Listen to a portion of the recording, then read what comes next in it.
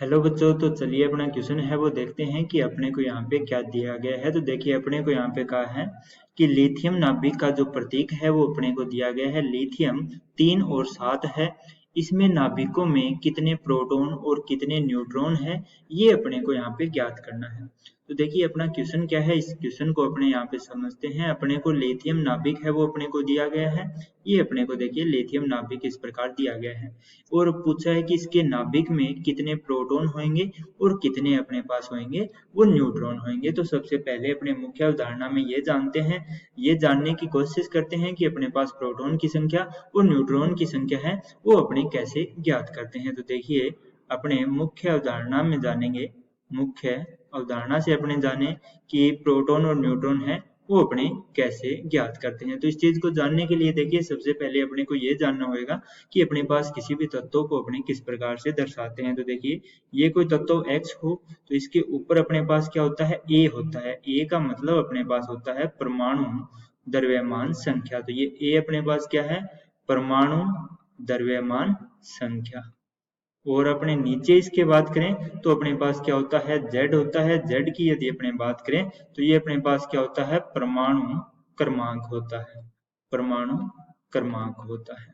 ठीक है, अब देखिए अपने इसमें प्रोटॉन और न्यूट्रॉन की संख्या है वो अपने कैसे ज्ञात करते हैं। तो सबसे पहले अपने जानते हैं कि प्रोटॉन की संख्या नाभिक में क्या होती है, या अपने इसे नाभिक में कैसे ज्ञात कर सकते हैं।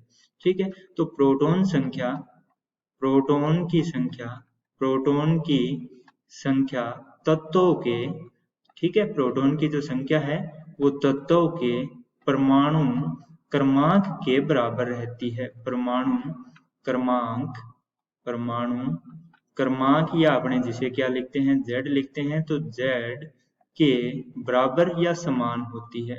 ठीक है, के बराबर होती है। ये अपनी हो जाएगी प्रोटॉन की संख्या के लिए मुख्य अवधारणा। यानी प्रोटॉन की संख्या P से लिखें तो P है उसका मान किसके बराबर होएगा, Z के बराबर होएगा। ठीक है, ये आप लोगों को समझ में आ गया होगा। अब अपने इससे आगे चलते हैं, देखिए न्यूट्रॉन की संख्या। ठीक है, यानी न्यूट्रॉन की संख्या है वो अपने कैसे ज्ञात करेंगे। तो न्यूट्रॉन की संख्या है उसको ज्ञात करने के लिए देखिए क्या सूत्र होता है कि न्यूट्रॉन की संख्या, न्यूट्रॉन की संख्या, ठीक है, वो कैसे ज्ञात की जाती है, न्यूट्रॉन की संख्या परमाणु द्रव्यमान यानी A, ठीक है, या इसे द्रव्यमान संख्या बोलते हैं। तो A द्रव्यमान संख्या से परमाणु क्रमांक, जिसे अपने क्या लिखते हैं, Z लिखते हैं। ठीक है, तो अपने लिख देंगे परमाणु क्रमांक, परमाणु क्रमांक से घटाकर ज्ञात की जाती है, ज्ञात करते हैं, ज्ञात करते हैं। ठीक है, तो इस चीज को अपने देखिए मैथ यानी गणित के रूप में देखें तो न्यूट्रॉन की संख्या है वो अपने पास क्या होगी, परमाणु द्रव्यमान संख्या में से अपने को क्या करना है, परमाणु क्रमांक जो है उसको घटाएंगे तो अपने पास न्यूट्रॉन की संख्या आ जाएगी। तो अपने ने मुख्य उदाहरण में देखिए क्या जाना कि प्रोटॉन की संख्या है वो किसके बराबर होगी, Z के, और न्यूट्रॉन की संख्या है वो किसके बराबर होगी, A माइनस Z के। अब अपना जो क्वेश्चन है वहां पे अपने चलते हैं। देखिए अपने को यहाँ पे लिथियम नाभिक दिया गया है तो यहाँ पे अपने लिथियम नाभिक लिख लेते हैं। ठीक है, इसके नीचे अपने को 3 दिया गया है, ऊपर अपने को 7 दिया गया है। ऊपर वाली संख्या A होती है जिसे परमाणु द्रव्यमान संख्या बोलते हैं, और नीचे अपने पास क्या होता है, परमाणु क्रमांक होता है। ये अपने ने देख लिया। अब देखिए प्रोटॉन की संख्या अपने ने मुख्य उदाहरण से जाना कि किसके बराबर होती है, परमाणु क्रमांक यानी Z के, और Z यहाँ पे देखिए तुलना करें तो Z है वो अपने को कितना दिया गया है, 3, तो प्रोटॉन की संख्या कितनी होगी, 3 हो गई।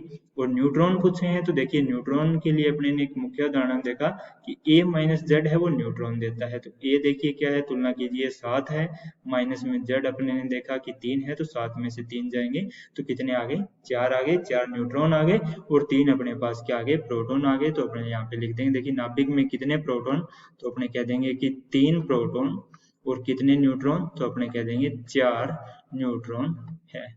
तो ये अपने को पूछा था कि नाभिक का प्रतीक दिया गया है, इस नाभिक में प्रोटॉन कितने हैं, न्यूट्रॉन कितने हैं, तो अपने ने देखा कि 3 प्रोटॉन है और 4 अपने पास न्यूट्रॉन है। तो मैं आशा करता हूँ कि आपको क्वेश्चन व मुख्य अवधारणा समझ में आ गई होगी। धन्यवाद।